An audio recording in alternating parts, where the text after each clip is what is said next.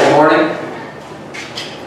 May God bless you all, and welcome to our first Saturday here as the Catholic Ecumenical Order of Christ.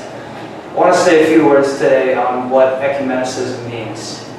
By definition, ecumenical is simply an observation of all of the various faiths, whether they be Christian, whether they be Muslim, Jewish, or any other religion with the sacred text that we can benefit from in our knowledge, in our understanding of the divine, and may we continue to grow in those ways.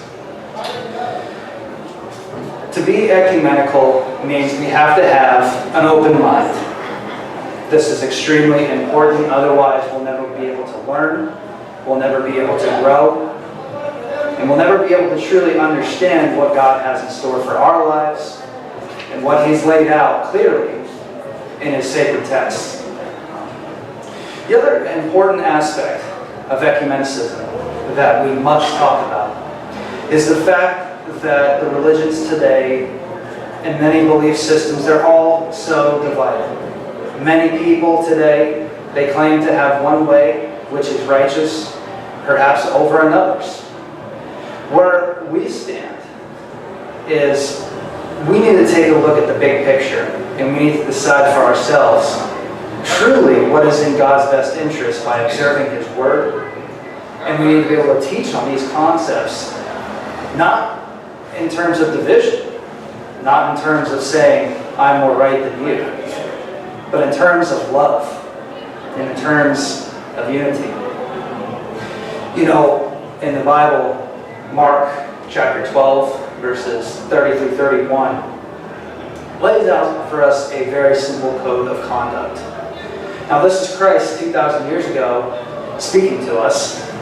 He was approached by a Jewish man who most likely upheld the law of the Pharisees. And he went to Christ and he called him Rabbi, acknowledging that Christ was indeed a teacher, was indeed a scholar. He had quite the reputation around town by that point. He goes up to him and says, Rabbi, what are the two most important laws that we have in our text? And Christ answers almost too simply for us to even understand it 2,000 years later. He said two things. He said, number one, you are to love your Father, the Father God, with all of your heart, all of your soul, all of your might. Seems pretty easy, right? Loving God. That's all we have to do, right? He gave a second commandment. This was extremely important as well. He said you are to love your neighbor as you would yourself. Right? So picture this. Picture a world where we truly do this. Where we truly love God. Let's start there. Is that my definition of God? Is that your definition of God? How do we define God?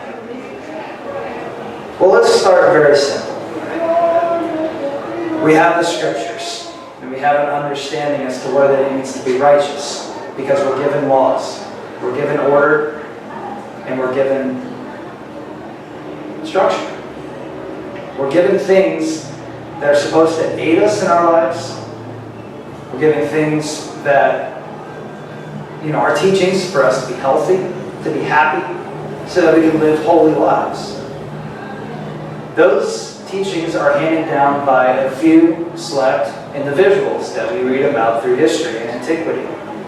It is up to us as the priesthood to live those words out and instruct on those words so that we can help you guys live it out as well. And if we truly do uphold those words, if we truly do live our lives for the benefit of not only ourselves, but for all of humanity, to where a man comes up to you on the street and says, Father, I need food.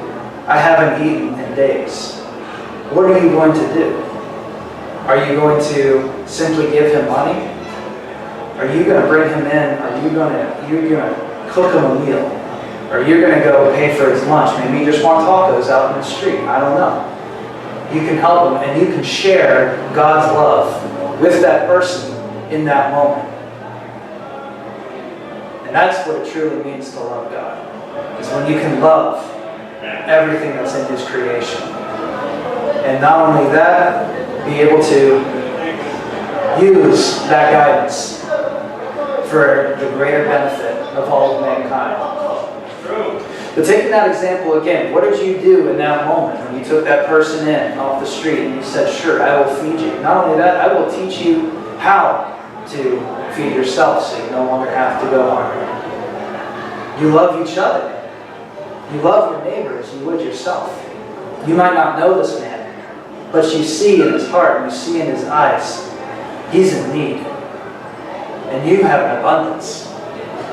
So you're going to give to that man, and you're going to show him the love that God has for us, and be a reflection of that light. And that's what it truly means to love your neighbor as you would yourself.